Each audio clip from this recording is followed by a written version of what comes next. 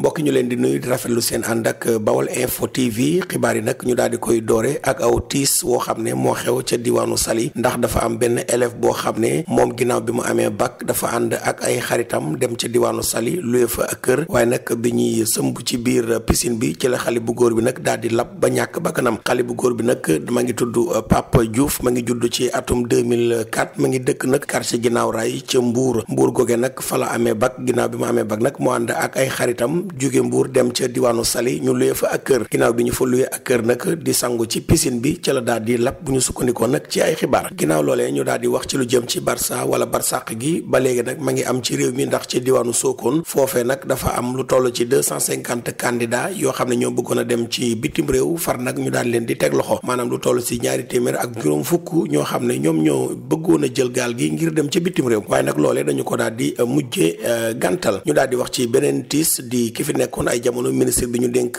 wàllum wér-gi-yaram gi di Abdoulaye Diouf Sarr mi nga xam ne nag jamono ji ma ngi ci ab dëj ndax waajuram wu góor di El Hadji Malick Sarr moom moo daal di génn àdduna ni ki démb ci dimanche ji levée du corps bi nag dinañu ko amal altine fukki waxtu ak benn ca grande mosquée bu Yoff enterrement bi tamit dinañu ko daal di amal ca Yoff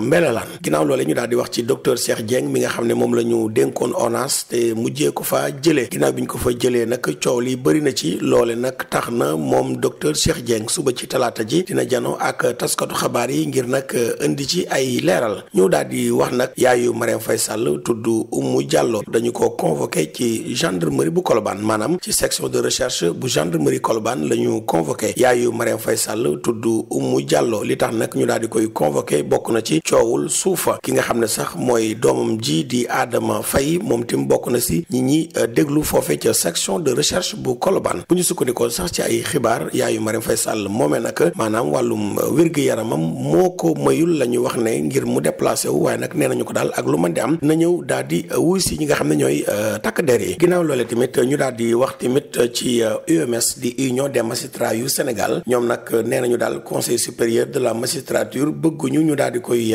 ubbil kenn moo xam société civile bi wala ay universitaire ñoom magistrats yi daal li ñu sàkku mooy ci biir conseil supérieur de la magistrature nañu fa bàyyi ñi nga xam ne nag ñooy magistrat yi lu jëm ci président bi ñëw di fekkee conseil supérieur de la magistrature di si jël ay dogal loole nag ñoom magistrat yi ànd nañu ci ndax nee nañu fa ñuy àttee ak fa ñuy délibéré président bi nag du ko daal di fekkee ñu daal di wax ci ministre de la justice di Ousmane Diagne daal dinay wax ne am na kaso bu yees boo xam ne ñoo ngi koy tabax kaso bi léegi tey mu pare lu toll ci 2 junni yu fekk juróomi téeméer ci ay place lay def loole nag la ko waral bokk na ci dafa gis ne kaso yu Sénégal dafa daal di fees ñu daal di wax ci Ousmane Sonko mi daal di fas yéene porter plainte journaliste bi di Madiambal Diagne tey ji ci altine ji ay avocat am nag ñoo koy déposé ñoom nag nee nañu li waral plainte bi daal bëri na ay tooñ ak sosal ak dóoral yoo xamante ni Madiambal Diagne daf koy def Ousmane Sonko ñu daal di wax tamit ci journaliste boobu di Madiambal Diagne moom tim nag nee nañu daal ci ay xibaar dafa fas yéene porter plainte Ousmane Sonko waaye tamit daal di publier ab livre boo xam ne daf ko daal di bind ci Adji Sarr El Malick Ndiaye ministre bi ñu dénk wàllum transport moom nag nee na daal ay caméra surveillance dinañu ko daal di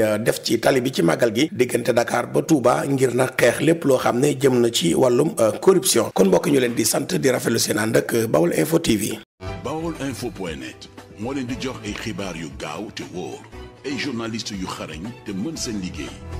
Bawolinfo.net le portail du Bawol sur le web. Bawolinfo.net mën ngeen a abonné sunu chaîne YouTube Bawol Info ngir ngeen di man di jot bépp xibaar bu ñu dugal.